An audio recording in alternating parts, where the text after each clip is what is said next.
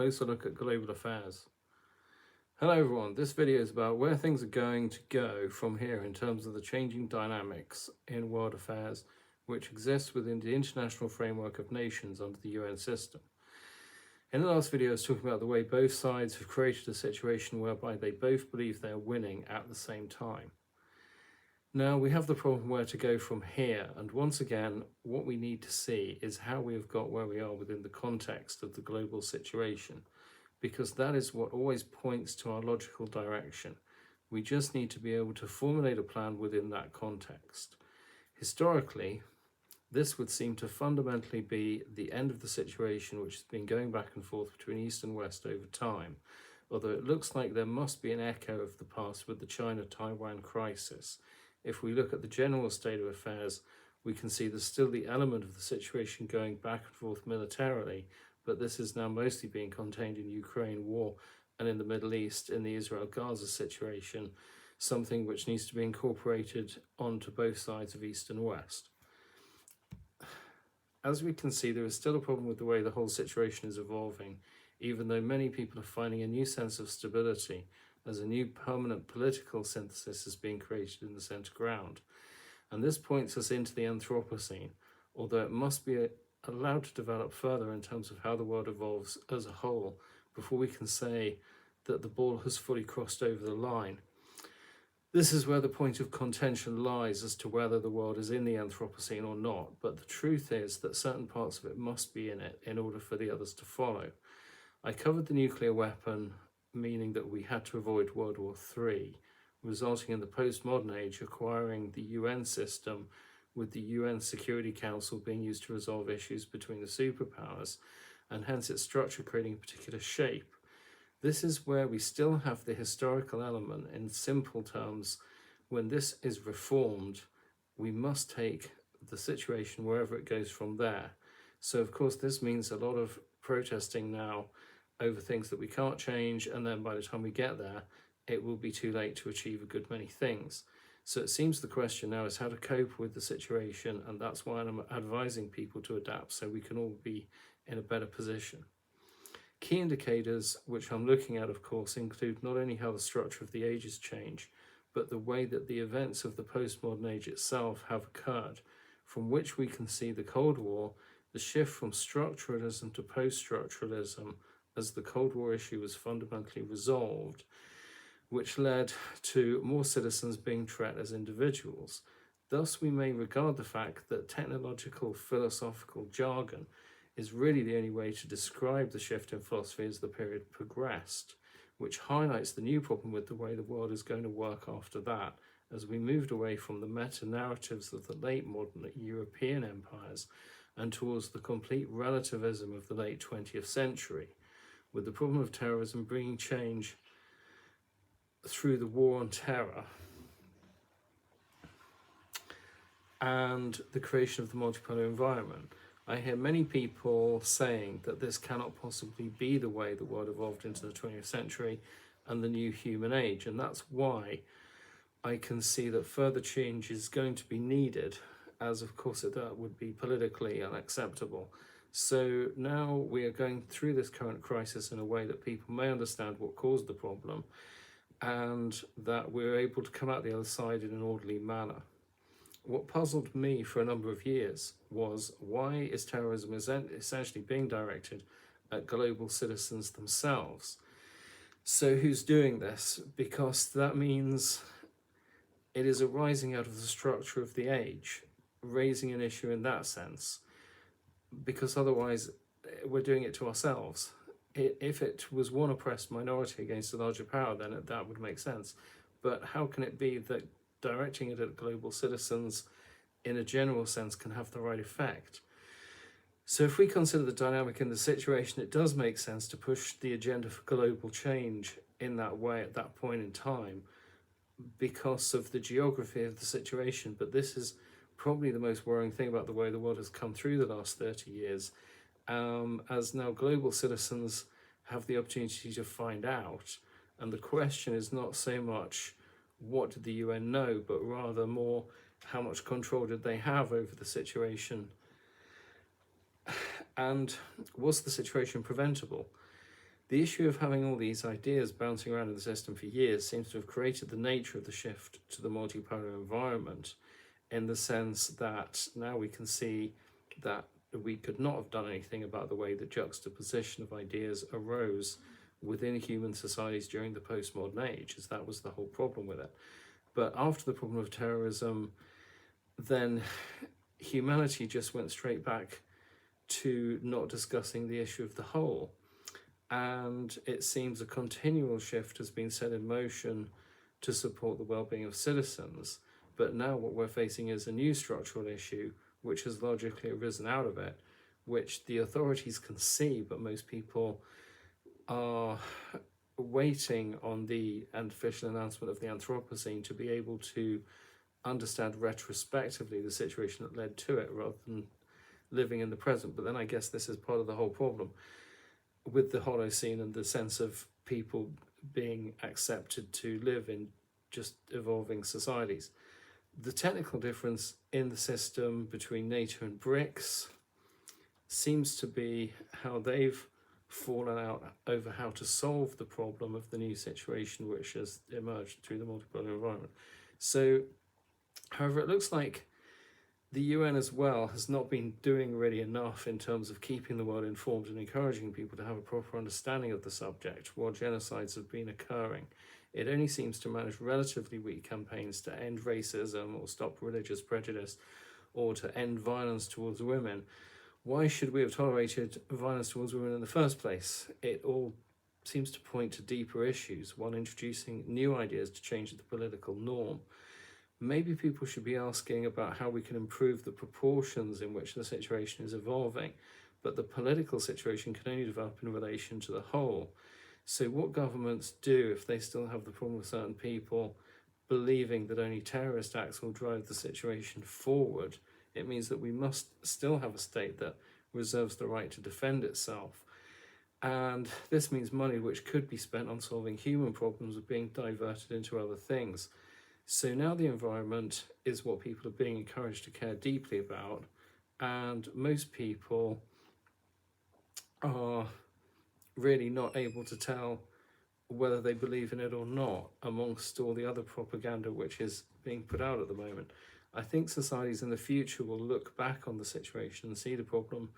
was the overall structure of the situation, just like any other period that people have lived in. And it's kind of obvious now what happened to the Roman Empire in the context of its time, or why how the European empires collapsed into World War I. But at the time, I guess the explanation that people would have had for the situation would not have been sufficient. So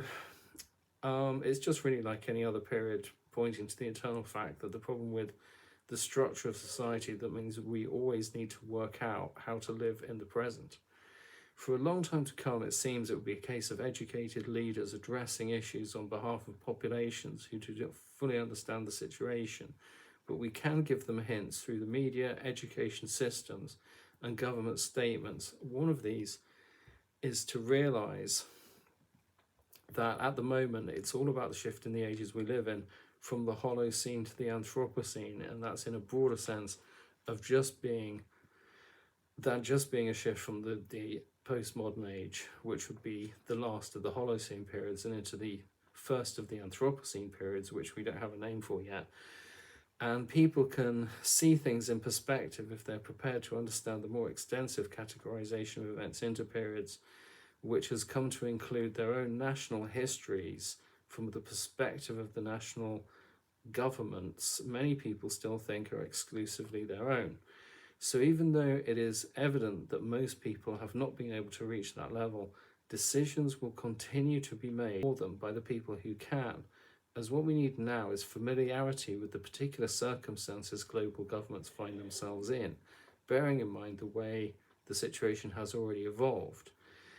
And so people have got time to work their way up the ranks before they can submit certain reports and fill in the higher levels of government on certain issues. Hence, things can only change slowly if people become better adapted. But in doing so, by understanding the ideas relating to this shift in the age, we can become better able to understand each other. And this means the worst of human problems are currently being eliminated by the people who are able to influence the situation in this way. So in a relatively short amount of time, we should see the situation going in the right direction, as people are already starting to understand the weight being assigned to each issue and the language leaders are talking about the world's affairs. Soon we can see a more informed type of politics representing the citizenship, and instead of being trapped in the situation within our nations, we'll be able to see what is happening in the world and may not be regarded as people who are incapable of taking action if we are trapped badly. So that is not to say that we should advocate full-blown global activism, but instead build a balanced approach towards creating better societies which encourage personal development and economic growth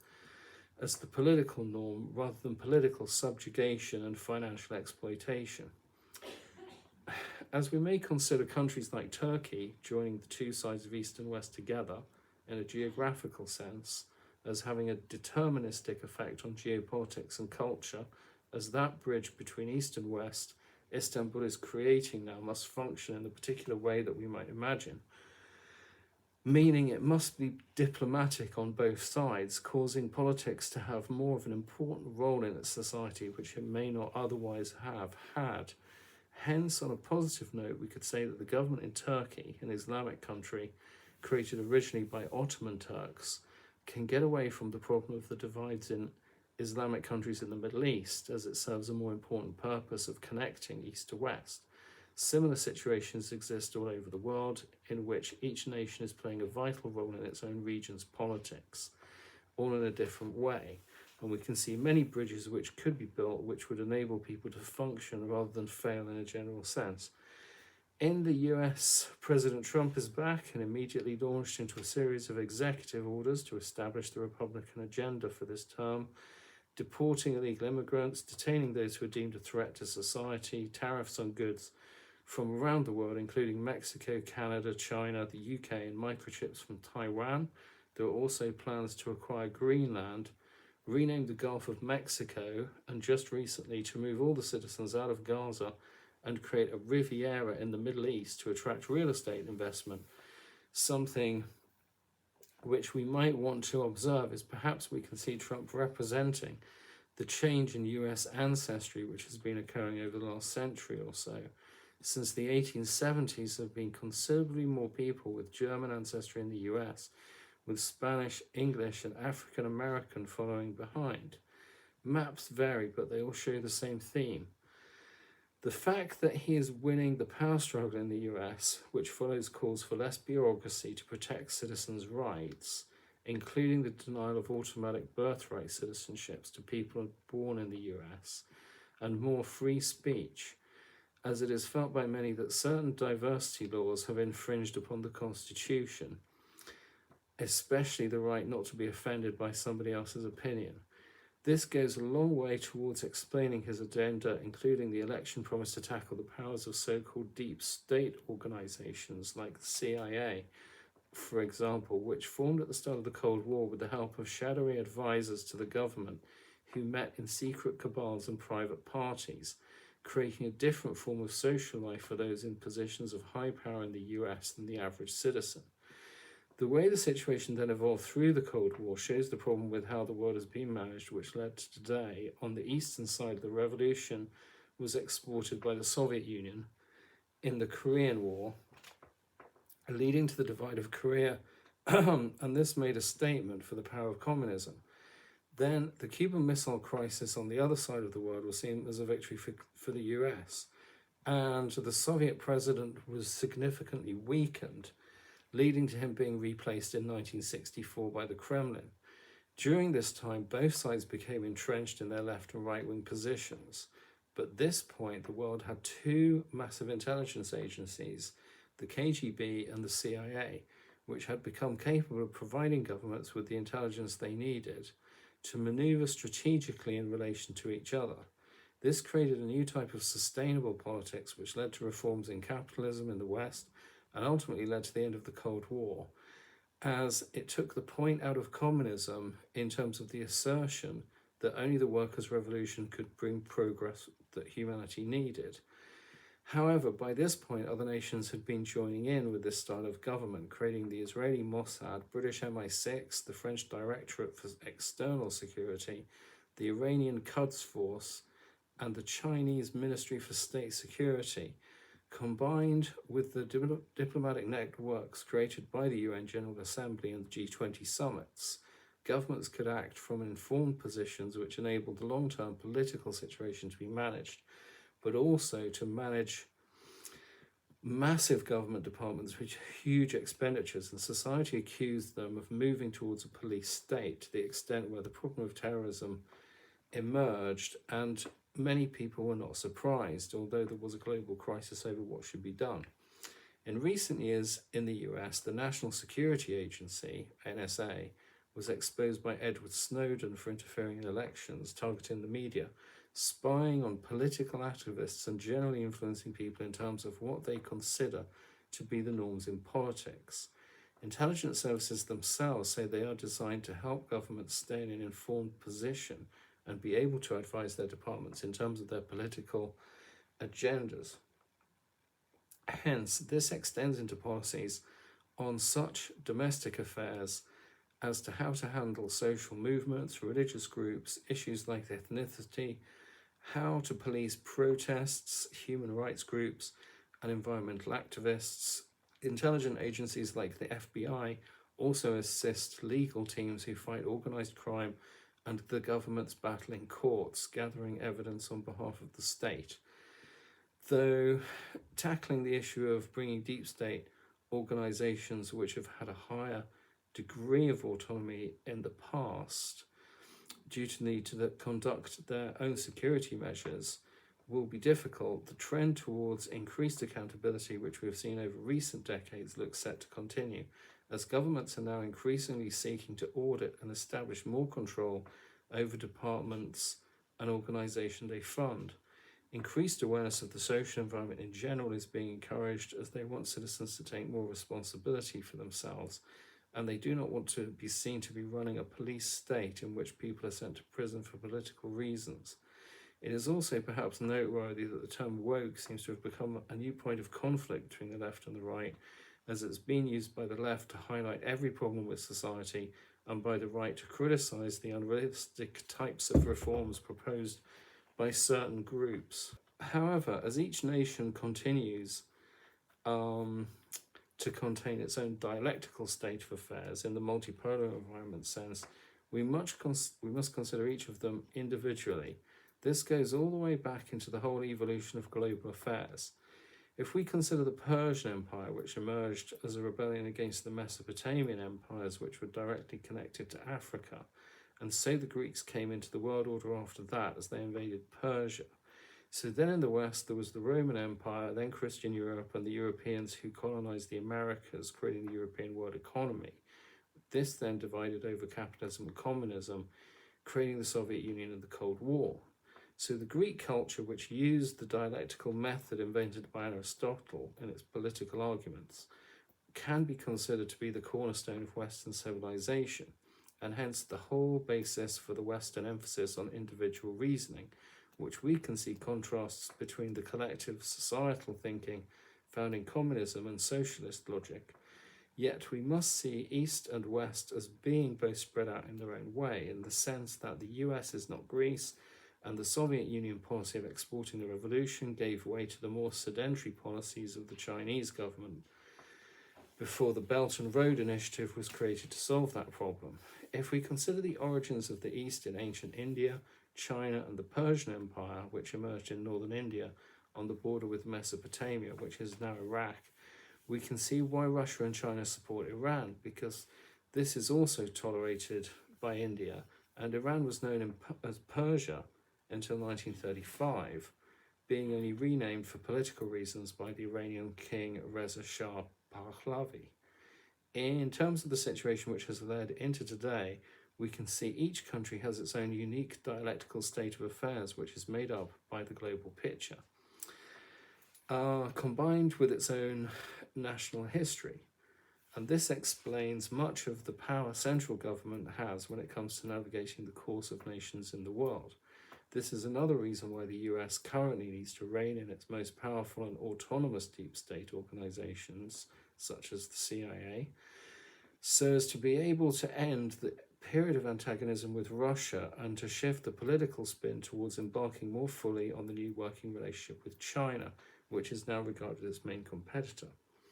The dialectical worldview has an extensive history which has led to being an important part of today's situation, as Christian Europe reworked much of Plato and Aristotle in Renaissance humanism before the German philosopher Hegel wrote that we can understand every event in society from history. And this is in the sense that the dialectical nature of the situation in politics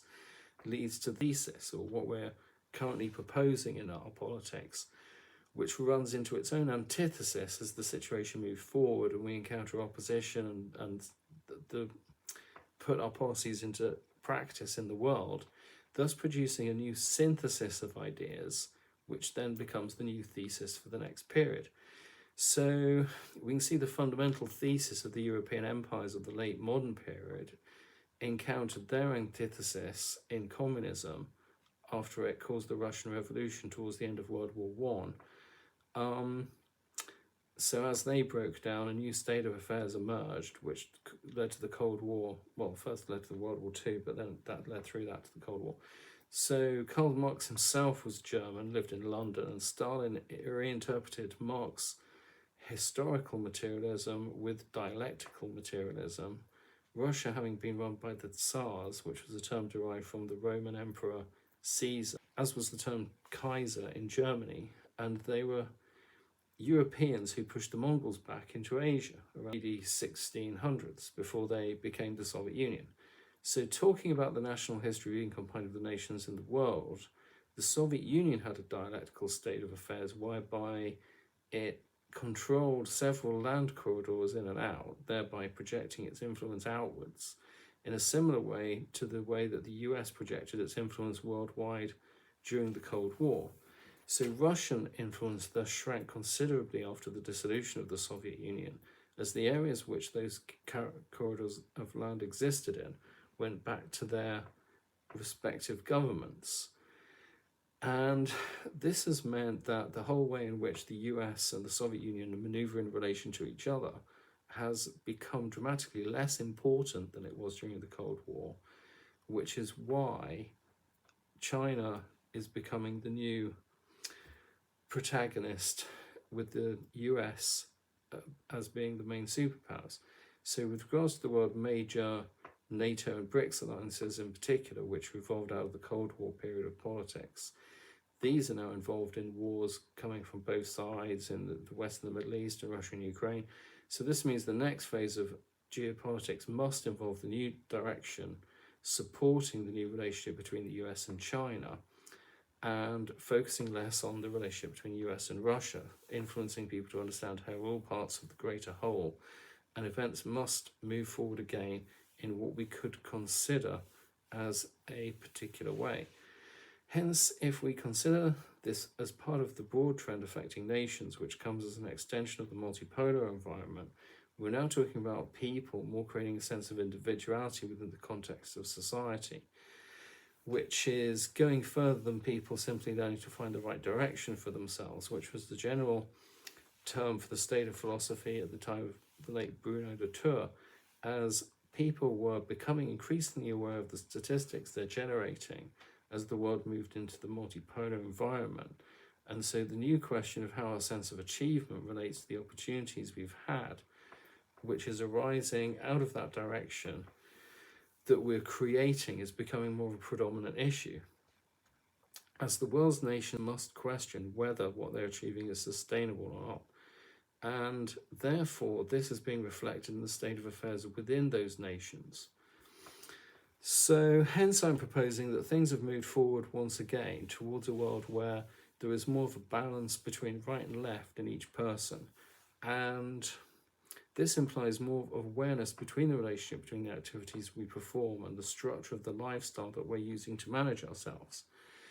thus giving more equal consideration to both the individual and society, rather than just thinking about ourselves. as this works from both the more individualistic West and more socialist Eastern perspectives. Hence, it can reach across cultural boundaries as the whole age we live in is progressing into the Anthropocene. In the next video, I'll be looking at how the situation is evolving further. In the meantime, please like, share, and subscribe to this channel for further updates.